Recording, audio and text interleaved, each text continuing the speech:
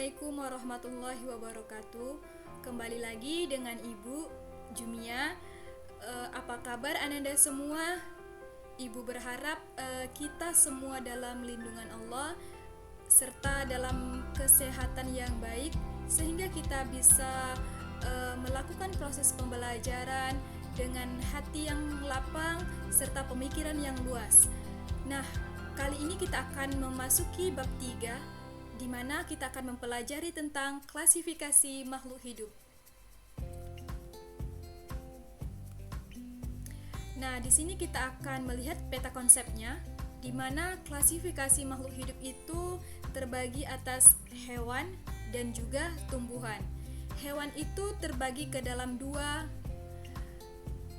ada invertebrata, kemudian vertebrata. Di invertebrata ini ada 8 klasifikasi, di antaranya Porifera, Coelenterata, Platyhelminthes, Nemathelminthes, Annelida, Mollusca, Arthropoda, dan juga Echinodermata. Kemudian vertebrata adalah vertebrata terdiri dari Pisces, amfibi, reptil, aves, dan juga mamalia. Nah, invertebrata ini sendiri adalah hewan yang tidak memiliki tulang belakang. Kemudian vertebrata ini adalah hewan yang memiliki tulang belakang. Selanjutnya ada Talopita dan juga Cormopita. Talopita dan Cormopita ini merupakan bagian dari tumbuhan, di mana Talopita ini adalah tanaman talus. Arti tanaman talus itu belum dapat dibedakan antara akar, batang, dan daunnya. Artinya mereka di situ belum bisa terlihat dengan jelas organ-organ dari tanaman itu sendiri.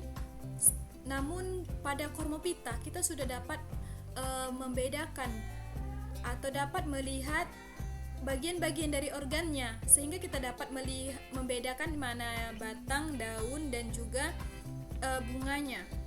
Tanaman Cormopita ini terbagi menjadi dua, yaitu Cormopita berbiji atau yang kita kenal dengan Spermatopita. Selanjutnya ada Cormopita berspora yang kita kenal dengan Bryophyta dan juga Pteridophyta. Tujuan dan manfaat klasifikasi. Adapun klasifikasi ini bertujuan menyederhanakan objek studi makhluk hidup yang sangat beraneka ragam, sehingga akan lebih mudah dalam mempelajarinya. Nah, adapun manfaat klasifikasi itu sendiri untuk penelitian lebih lanjut, sehingga makhluk hidup yang telah dikenal melalui klasifikasi dapat lebih dimanfaatkan. Kemudian untuk dipelajari agar dapat melestarikan keanekaragaman hayati di masa mendatang. Adapun manfaat yang ketiga, untuk mengetahui hubungan antara organisme satu dengan lainnya. Kemudian yang kedua, dasar dan kriteria klasifikasi makhluk hidup. Dasar dan kriteria klasifikasi makhluk hidup pada tumbuhan, salah satu dasar yang digunakan adalah klasifikasi dari morfologi. Bisa kita lihat morfologinya, baik itu bentuk daun maupun urat daun. Nah, di sini kita dapat melihat bentuk daun seperti pita, merupakan ciri tumbuhan monokotil. Kemudian bentuk daun oval atau membulat dengan urat dan daun menyirip itu merupakan ciri tumbuhan dikotil. Kemudian ada dasar-dasar klasifikasi makhluk hidup. Dasar klasifikasi makhluk hidup pada hewan, tadi kan pada tumbuhan, nah sekarang pada hewan itu antara lain adalah alat gerak dan ada tidaknya tulang belakang. Di sini pada gambar yang berwarna ungu ini ada kura-kura, di mana tempurung kura-kura ini merupakan perkembangan tulang belakang yang termasuk ke dalam hewan vertebrata. Selanjutnya adalah cangkang siput, merupakan rangka luar yang terbuat dari kalsium.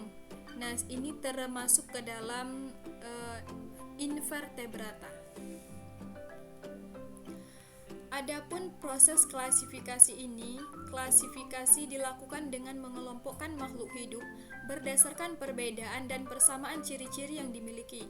Contohnya, kambing dan sapi merupakan kelompok mamalia karena memiliki rambut dan kelenjar susu.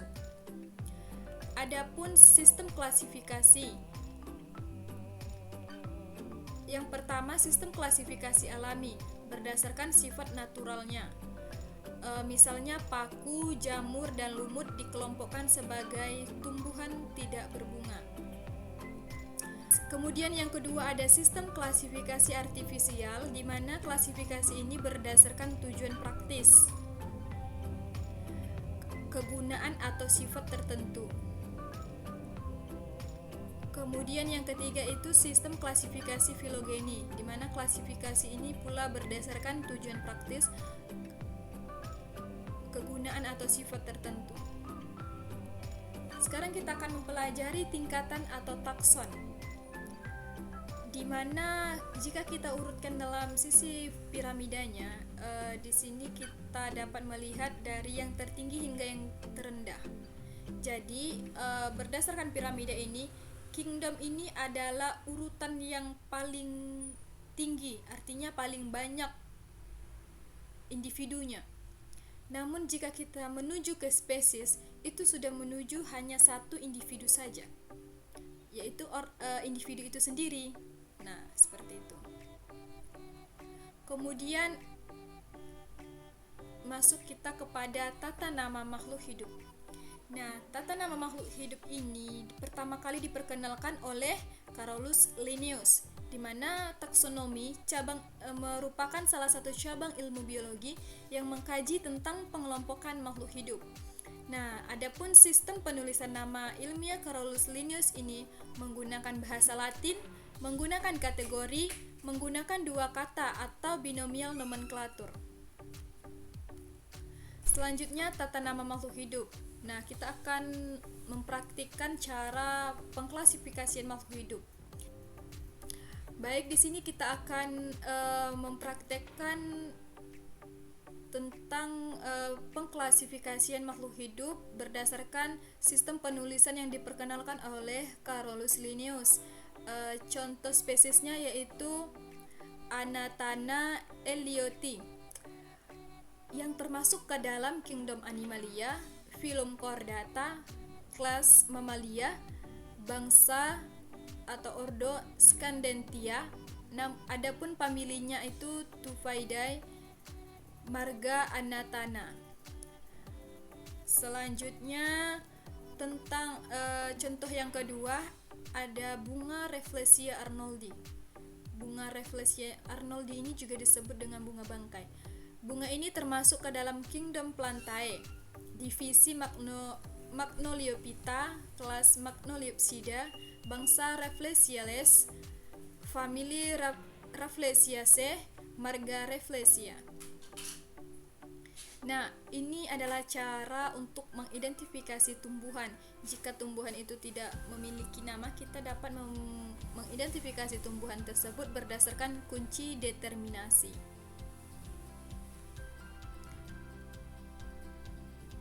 Kemudian ini ada identifikasi hewan. Nah, kita dapat mengisi sendiri mana kira-kira pilihan berdasarkan kunci determinasi ini yang paling tepat. Kemudian ada pohon filogenetik, di mana pohon ini menggambarkan kedekatan antara spesies dengan hubungan evolusinya. Contohnya di sini ada arthropoda. Nah, begitu pula pada hewan yang lain bisa dibuat filogenetik tersendiri. Ibu harapkan Ananda semua dapat mengulang kembali pembelajaran yang telah Ibu sampaikan dan jaga kesehatannya, tetap semangat. Assalamualaikum warahmatullahi wabarakatuh.